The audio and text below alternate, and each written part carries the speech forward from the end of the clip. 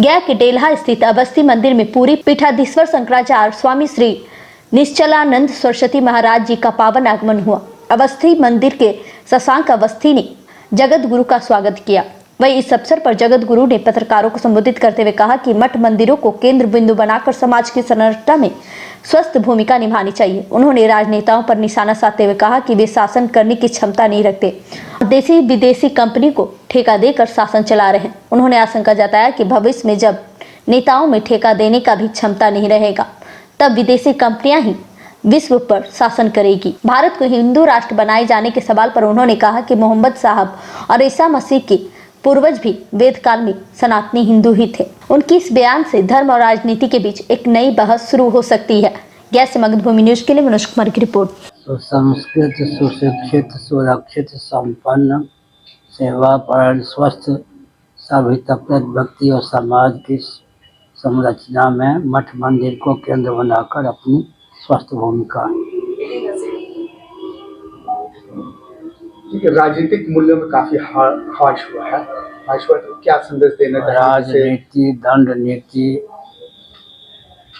छात्र धर्म, अर्थनीति पर्यायवाचक शब्द हैं। सत्ता, लोलुपता, दूरदर्शिता विश्व में राजनीति का पर्याय है। विश्व स्तर पर राजनेताओं का स्तर इतना घट गया है कि वे शासन करने की क्षमता नहीं रखते, देशी विदेशी कंपनियों को ठेका दे करके शासन करते हैं।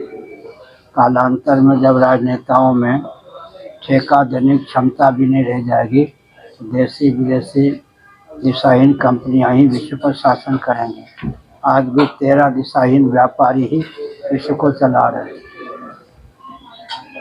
क्या सही होना चाहिए, क्या उनके लिए? सनातन सिद्धांत के अनुसार शासन तंत्र की व्यवस्था हो, चुनाव की प्रक्रिया का अवलंबन लेने पर इसी प्रकार दिशाहीन शासन तंत्र प्राप्त होता है। महाभारत के अनुसार मंत्रिमंडल में 4 विद्या विनय संपन्न ब्राह्मण होते थे, 8 क्षत्रिय होते थे, रक्षा की व्यवस्था का निर्वाह करते थे, 21 वैश्य होते थे जो कृषि गौरक्ष वाणिज्य के प्रकल्प को क्रियान्वित करते थे, 3 शूद्र होते थे, सेवा श्रम के प्रकल्प को, कुटीर उद्योग, लघु उद्योग को क्रियान्वित करते थे, 1 सांस्कृतिक मंत्री सूत होते थे, कैबिनेट मंत्री 7 होते थे। महाभारत में जो राजधर्म पर्व है उसके अनुसार शासन तंत्र क्रियान्वित हो तो सबके हित में उसका उपयोग विनियोग हो सकता है। हो गया। हिंदू राष्ट्र के पूर्वज सनातनी वैदिक आर्य हिंदू थे। मोहम्मद साहब के पूर्वज कौन थे? ईसा मसीह जी के पूर्वज कौन थे? सबके पूर्वज सनातनी वैदिक आर्य हिंदू ही थे। वे शिक्षा, रक्षा, अर्थ और सेवा के मर्मज्ञ थे। उत्पत्ति, स्थिति, संहार, निग्रह, अनुग्रह और 5 विज्ञान में वो संपन्न थे। तो हिंदू राष्ट्र का अर्थ होता है अपने पूर्वजों के मार्ग पर चलकर विद्या और कला को उद्भाषित करना, अपने जीवन को लौकिक उत्कर्ष और परमात्मा की अभिव्यक्ति तक पहुंचाना। महाकुंभ के बारे में क्या कहेंगे? महाकुंभ तो हो ही गया, बहुत अच्छे ढंग से हुआ। हम तो वहाँ लगभग 1 महीना थे।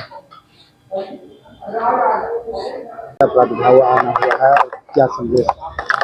आज गया की धरती पर शंकराचार्य जी, जगत गुरु शंकराचार्य जी का शुभ आगमन हुआ है। यह हम सभी गया वासियों के लिए बहुत ही बड़ी बात है और एक शुभ संदेश है गया के सभी नागरिकों के लिए भी। मैं सभी को बधाई देना चाहूँगा